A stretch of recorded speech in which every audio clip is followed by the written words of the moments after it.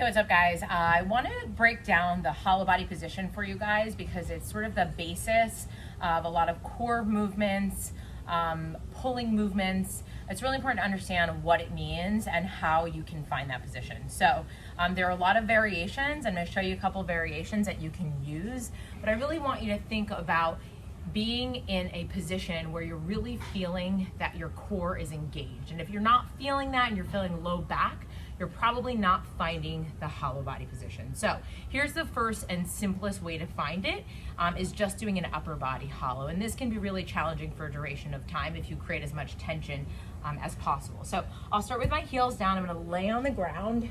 My eyes are up. First part is, you see that space underneath my low back? I wanna tilt my pelvis and press down. So I'm thinking about pushing my belly button down towards the ground. My heels are still on the ground. So step one, and the easiest part of this hollow, is just lifting my head and shoulders off the ground while I maintain my low back.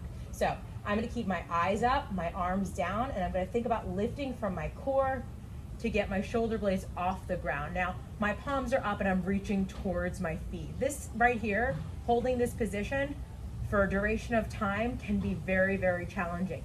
I'm not gonna lose my low back. I'm really working that core. I'm working those inner abdominal muscles. All right, so that's your first thing.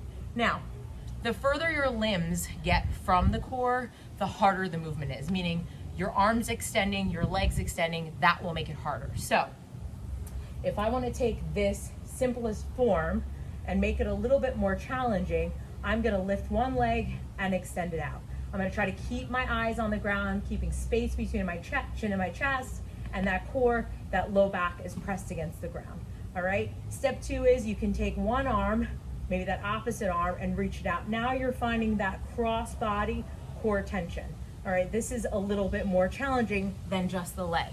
Now from there, you can extend both legs out, all right? So we're coming from here.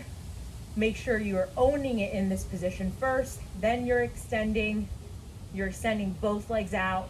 The higher the legs are, the easier. The closer to the ground, the harder.